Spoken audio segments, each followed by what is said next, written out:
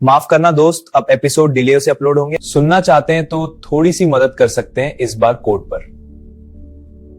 दादी की गोद में ही सर रखे हुए सो गया। कुछ ही देर में दादाजी आए और उन्होंने गुस्से में कहा, ये नालायक अभी तक यहाँ क्या कर रहा है? लेकिन तभी दादी ने उन्हें इशारे से चुप रहने के लिए कहा। दादाजी ने जब उसे सोते हुए देखा तो वो शांत हो गए और जाकर वहां पर बैठ गए। उन्होंने धीरे से कहा, इसने अपना क्या हाल कर लिया है? मुझे पता है ये उस लड़की से प्यार करता था, लेकिन फिर भी इसने उसके साथ वो सब किया। दादी ने कहा, आज मेरा पोता कितने दिनों बाद चैन की नींद सो रहा है। मुझे तो इसे देखकर ऐसा लग रहा है जैसे कि ये सोता भी नहीं होगा। देखो, जिसकी आंखों के नीचे कैसे काले धब्बे पड़ गए हैं। दादाजी ने कहा, मुझे भी इसका दुख दिखाई देता है, लेकिन ये हमारी मानता ही कहाँ है। दादी ने कहा, अब इसे सोने दो, आज कितने सालों बाद ये ऐसे सोया है। दादाजी ने ब्लैंकेट लेकर उसे ब्लैंकेट उड़ाया और फिर वो कमरे से बाहर चले गए। दादी बैठे हुए उसे ही देख रही थी और आज इतने टाइम बाद उसे एहसास हुआ था कि अभी भी उसका कार्तिक वो छोटा बच्चा ही है जिसे अपनी दादी की गोद में बैठकर ही नींद आती थी। वही सुबह राणा हवेली में अनुप्रिया को गार्ड से पता चला कि अभिषेक आया था, लेकिन वो उनमें से किसी से नहीं मिला। अनुप्रिया जब हवेली के पीछे बनी लैब में गई तो उसे अभिषेक वहीं मिला, तो वो अभिषेक से बहुत ज्यादा नाराज हो गई और उसके आंसू भी बहने लगे। उसने कहा, तू कल आ गया था और एक बार भी मुझसे मिलने नहीं आया, क्या तू वहां जाकर इतना बदल गया है? तभी अभिषेक ने कहा, मोम, ऐसी कोई बात नहीं है और आप रो क्यों रही हैं? मैं देखना चाहता था कि मेरी लैब कैसी है, लेकिन ये आज भी बिल्कुल ऐसी ही है। और जब मैं यहाँ आया तो मैं कुछ देर बिस्तर पर लेट गया और अपने पुराने दिनों को याद करने लगा। मुझे पता ही नहीं चला कि कब मुझे नींद आ गई। जैसे ही अपने डोरबेल बजाई तो मेरी नींद खुली। सॉरी मॉम, मेरी वजह से आप हर्ट हुई। अनुप्रिया ने कहा, तूने मुझे एक बार भी ये नहीं बताया कि तू वापस आ रहा है और तू क्या करता है, कहाँ रहता है। मुझे कुछ भी नहीं पता। तू तो कह रहा था कि तू दुनिया का एक बड़ा डॉक्टर बनेगा। तभी अभिषेक ने कहा, मोम, मुझे जो चाहिए था वो सब मुझे मिल चुका है और आपका बेटा सच में दुनिया के बड़े डॉक्टर्स में से एक है। अनुप्रिया बोली, मैंने तो कभी तेरा नाम नहीं सुना। मेरा नाम कॉन्फिडेंशियल है, कोई भी मेरा रियल नेम नहीं जानता। मॉम, सब कैसे हैं? और मुझे अच्छा लगा कि भाई ने शादी कर ली, लेकिन एक इम्पॉर्टेंट सर्जरी की वजह से मैं उनकी शादी में नहीं आ पाया। फिर वो वहां से निकालकर हवेली में गया और सबसे मिला। कनक ने उससे नाराजगी जताते हुए कहा, मुझे तुमसे ही उम्मीद नहीं थी, तुम्हें शादी में आने के लिए भी टाइम नहीं मिला। अभिषेक ने कहा, भाभी, उस वक्त मैं ज्यादा ही बिजी था। कभी पीछे से दादू की गोद में आते हुए नेहा ने कहा, दादू ये कौन है? अभिषेक ने कहा, भाभी ये बच्चे की आवाज कहां से आ रही है? और फिर वो पीछे मोड़ उसने देखा कि एक छोटी सी डॉल अभिषेक के पापा धर्मेश राणा की गोद में थी। उसे देखकर अभिषेक को बहुत हैरानी हुई और उसकी आंखें नम हो गईं। उसने कहा, भाभी, क्या ये आपकी और भाई की बेटी है? वो जल्दी से दौड़ा और उसने छोटी सी बच्ची को अपनी गोद में लिया। नेहा अपनी आंखें टिमटिमाते हुए अभिषेक को देख रही थी। कनक ने पास आकर कहा, नेहा, तुमने चाचू को ग्रीट नहीं किया। फिर उसने कहा, ये अभिषेक चाचू है। छोटी सी गुड़िया के मुंह से अपना नाम सुनकर अभिषेक की खुशी का ठिकाना ही नहीं रहा। वो खुशी में छोटी सी बच्ची को हवा में उछालने लगा। उसने घर वालों को थोड़ा गुस्सा दिखाते हुए कहा, मुझे किसी ने कुछ बताया क्यों नहीं? तभी अनुप्रिया ने कहा, क्योंकि कनक तुम्हें सरप्राइज देना चाहती थी। उसी ने मना किया था तुम्हें कुछ बताने के लिए और यही वजह थी कि किसी ने तुम्हें कुछ नहीं बताया। उसने कहा, भाभी, ये दुनिया का सबसे प्यारा सरप्राइज है। और वो तो नेहा के पीछे पागल ही हो गया। नेहा भी अभिषेक के साथ खूब मस्ती कर रही थी। तभी अभिषेक का फोन बजने लगा। उसने जैसे ही फोन देखा तो ये कॉल शनाया की थी। उसने कॉल रिसीव की। तभी शनाया ने गुस्से में कहा, वहां जाकर तो तुम मुझे भूल ही गए हो। अभिषेक को समझ नहीं आ रहा था कि वो क्या बोले। उसने कहा, मैं जल्दी ही तुमसे मिलने आऊंगा, अभी मैं थोड़ा बिजी हूं। इतना कहकर उसने कॉल डिस्कनेक्ट कर दी। कनक ने उसके चेहरे के बदलते एक्सप्रेशन देख लिए थे। उसने कहा, क्या किसी लड़की का फोन था? ये सुनते ही अभिषेक ने कहा। हाँ भाभी, उसने मुझे एक जरूरी काम के लिए फोन किया था। अनुप्रिया ने कहा। पहले जाकर नहा ले, मैं तुम्हारी पसंद का खाना तैयार करवाती हूँ। कुछ देर तक उसने नेहा को खिलाया, फिर फ्रेश होने के लिए चला गया। वही एक्सपेरिमेंट में अनन्या ने देखा कि आज भी वो राइट बिल्कुल ठीक है, और फिर उसने अपनी मेडिसिन और अभिषेक की बनाई हुई मेडिसिन दोनों के डिफरेंट को टेस्ट करने लगी, और जब उसे दोनों मेडिसिन में कोई खास चेंज नजर नहीं आए तो उसे भी हैरानी हुई और उसके चेहरे पर मुस्कुराहट आ गई। शनाया ने कहा, मैडम क्या हुआ? अनन्या ने कहा, शनाया लगता है इस मेडिसिन में अभिषेक ने काफी मेहनत की है। तभी शनाया ने कहा, मैडम वो पागल है, इस मेडिसिन को बनाने के लिए उसने दिन रात एक कर दिए थे। अनन्या ने वो सीरम लिया और फिर उसे इंजेक्शन में डाला और अपने शरीर में इंजेक्ट कर लिया। ये देखकर शनाया ने कहा, मैडम क्या ये मेडिसिन आपके लिए थी और ये बीमारी आपको हुई है? अनन्या ने कहा, हाँ मुझे ही ये बीमारी हुई है, लेकिन अब मैं मेडिसिन लेकर ठीक हो जाऊंगी। वैसे इसका टेस्ट तो सक्सेसफुल रहा ना? शनाया ने कहा, जी मैडम, हमने पूरे 3 महीने इसकी टेस्टिंग की है और उसके बाद ही अभिषेक ने आपको इसके बारे में बताया। लेकिन मैडम, आपको ऐसी डेंजर बीमारी किस वजह से हुई ये सुनकर अनन्या ने कहा, अब तो मुझे मेडिसिन मिल गई है, फिर उस बीमारी को क्यों याद करना? शनाया ने कहा, मैडम आपको कुछ अजीब तो फील नहीं हो रहा ना? तभी अनन्या ने कहा, मैं ठीक हूं और इस मेडिसिन के कुछ साइड इफेक्ट्स तो रहेंगे ही, लेकिन मैं अगले कुछ दिनों में बिल्कुल ठीक हो जाऊंगी। अनन्या खुश थी कि आज उसे उसकी बीमारी की मेडिसिन मिल ही गई। अनन्या ने शनाया से कहा कि जब क्रिस्टल आ जाए तो उसे वो लिक्विड दे देना जो हमने तैयार किया था, और डॉक्टर दृष्टि यहाँ पर आने वाली है, वो आज तुम्हें नए मेंशन में शिफ्ट कर देगी। मैं कुछ दिनों के लिए यहाँ से जा रही हूँ और उसके बाद हम सभी साथ में काम करेंगे।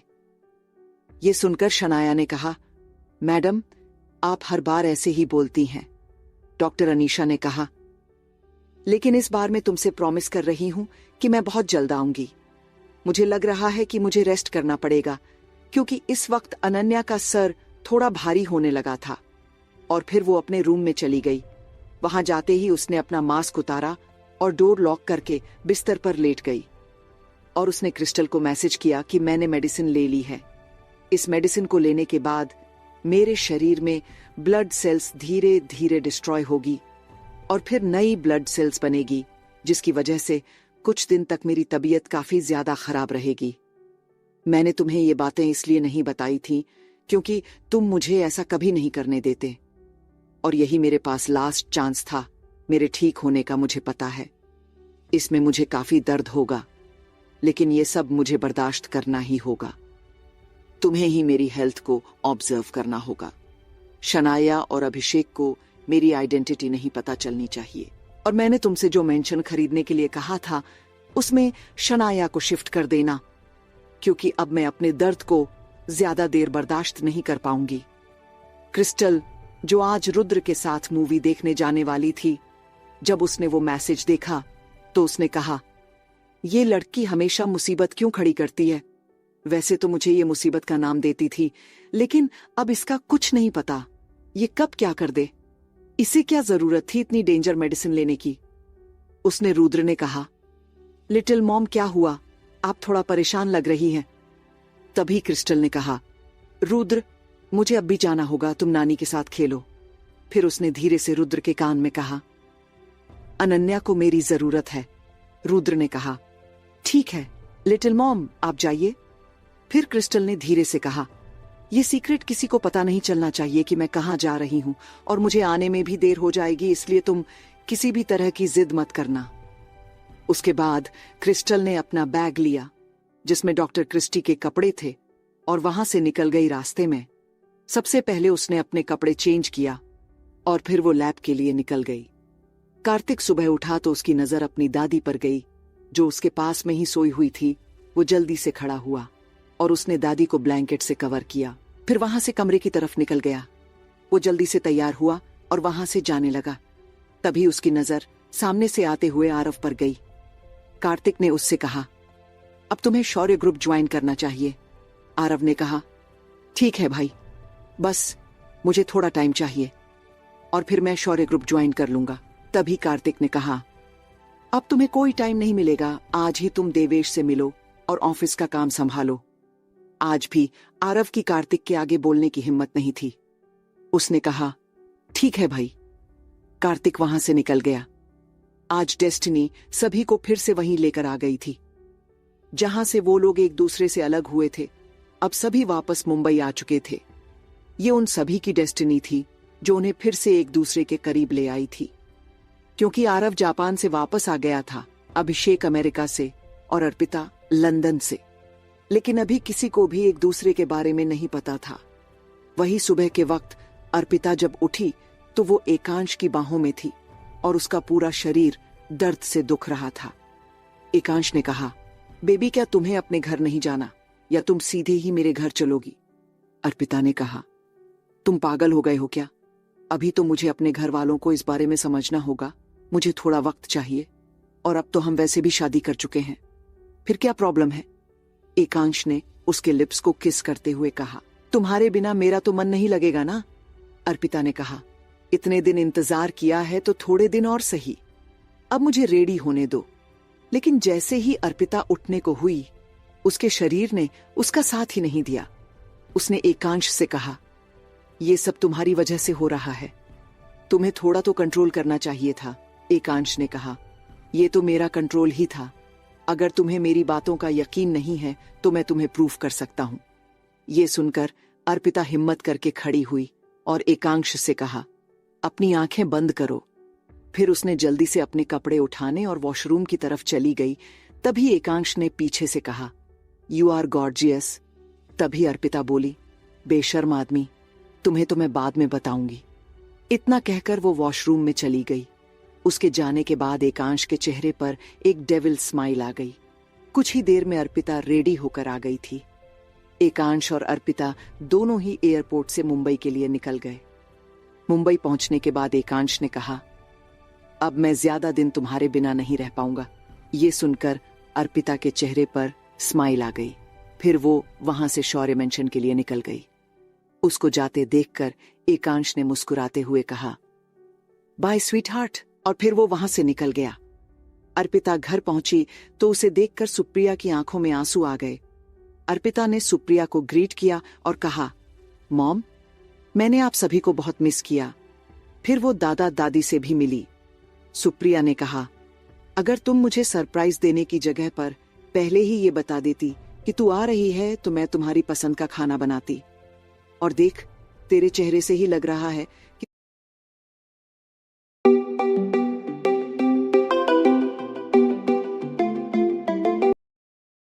तू बीमार है। क्या तू वहां ठीक से खाती नहीं थी? अर्पिता ने कहा, मॉम, मैं वहां अच्छे से खाना खाती थी और मैं इतने लंबे सफर के बाद थक चुकी हूं, इसलिए मेरा चेहरा ऐसा लग रहा है। अभी मेरा कुछ खाने का भी मन नहीं है। मैं थोड़ी देर आराम करना चाहती हूं।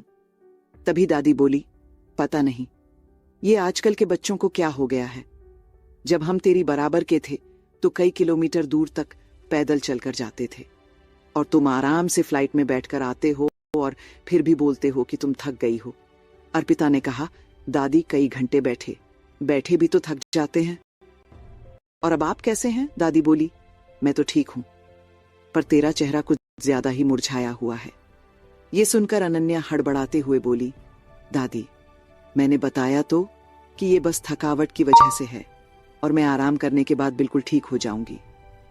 इतना कहकर वो अपने रूम में जाने लगी, क्योंकि एक तो उसका पूरा शरीर दुख रहा था जैसे कि वो बीमार हो, और ऊपर से उसे डर था कि कहीं घर वालों को उसके बारे में कुछ पता न चल जाए। ये सब अर्पिता के साथ पहली बार हुआ था। इस वजह से भी वो थोड़ी ज्यादा घबराई हुई थी। रूम में जाते ही उसने डोर लॉक किया और फिर अपने बिस्तर पर लेट गई। अभी उसका कुछ भी करने का मन नहीं था। उसने अपने आप से ही कहा, अब मैं घर वालों को कैसे बताऊंगी कि मैंने एकांश कपूर से शादी कर ली है, और जब कार्तिक भाई को इस बारे में पता चलेगा तो उनका रिएक्शन कैसा होगा। इन सभी बातों को सोच सोचकर उसके दिल में घबराहट बढ़ती है जा रही थी। उसने अपने आप से कहा, कुछ दिन बाद मैं सभी को अपने और एकांश की शादी के बारे में बता दूंगी। फिर जो भी होगा देखा जाएगा।